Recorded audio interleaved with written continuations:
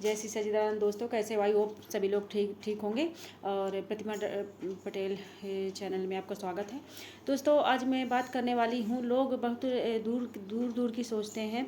कल मैं एक लोगों से मिली, वो मुझसे बोली कि इस साल की बुक्स ले ली हैं, अगले साल की भी देखेंगे, यहीं से ले लेंगे।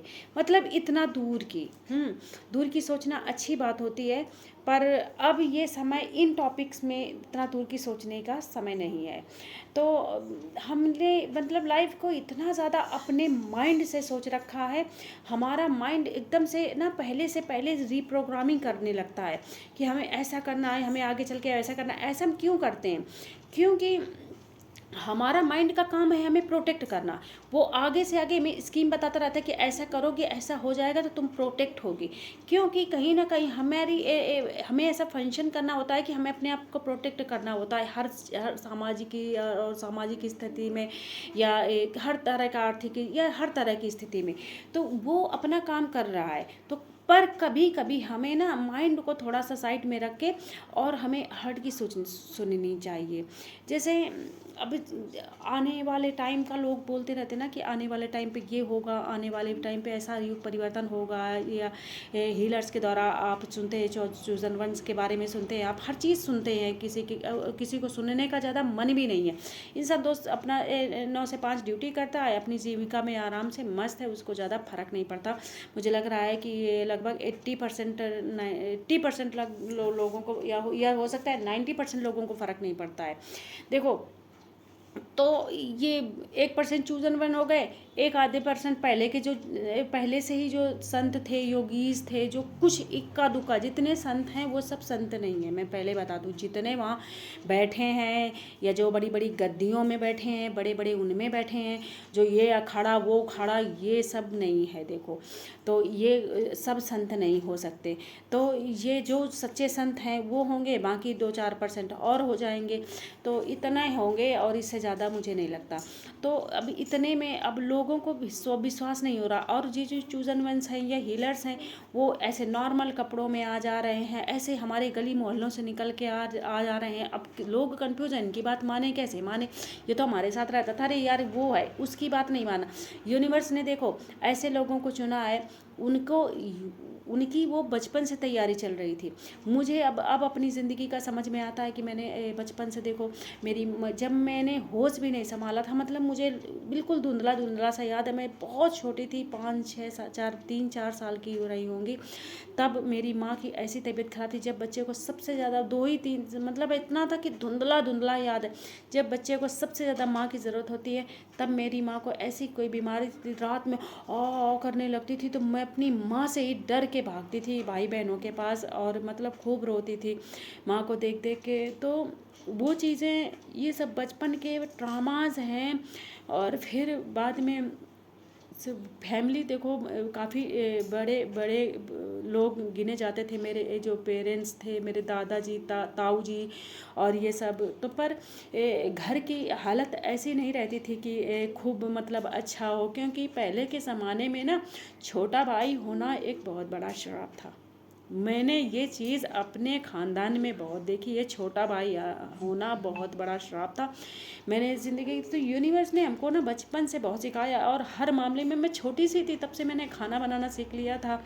और छोटे से ही मैंने मतलब बहुत सारे काम, क्योंकि माँ की मदद करनी होती थी, और हर चीज़ में सरवाइव करना कैसे, तो बहुत अच्छे से। तो ये हमको जब पता चला, तब तक तो हमने जीने का ऐसा तजुर्बा ले लिया था ज़िंदगी का, कि कहीं ना कहीं हर मामले में ये इतना लगता था कि हमको तो मतलब अब सरवाइव करना सीख गए थे। तो ऐसा नहीं है। जिन लोगों को यूनिवर्स ने चुना है, वो भले आपकी समाज से आए हैं, पर वो बहुत यूनिक है। उनको कई जन्म लग गए हैं वो बनने में जो वो अब बने हैं। तो उनकी बात माने, आने वाला समय बहुत टफ है, और आगे चल के आपको इन्हीं लोगों की आवश्यकता पड़ने वाली है। मोबाइल हो सकता है बंद हो जाएंगे, क्योंकि नेटवर्क वगैरह नहीं रहेगा, शायद, मुझे ऐसा लग रहा है। और इतनी सारी चीज़ों की किल्लत होने वाली है। आप लोग सोचेंगे कि हमें वो होते तो हमें, वो लोग जबकि जाएंगे, वो आपकी परिस्थितियों में पूरा सहायता भी करेंगे। मुझे मतलब ऐसा क्योंकि उनको तैयार ही इसीलिए किया गया है। पर आप लोग उनको सीरियस लीजिए, जो हीलर्स हैं, जो टैरोट रीडर्स हैं, उनकी हेल्प लीजिए अगर ले सकते हो। ट्रस्ट नहीं हो रहा है, ट्रस्ट करिए। अगर अभी ट्रस्ट नहीं किया है तो कभी नहीं कर पाएंगे, क्योंकि ये अभी तक जो समय आने वाला था अब है।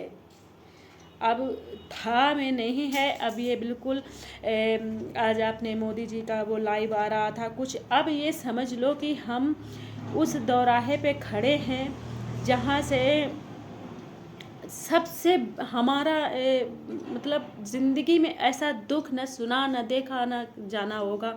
ऐसा फेज़ आने वाला है। तो बहुत लोगों को भरोसा नहीं होता। मैं अपने घर में मेरे हस्बैंड को भरोसा नहीं होता है, उनको वही लाइफ चाहिए, वही बीवी चाहिए, वही बच्चे, वही ऐश हो।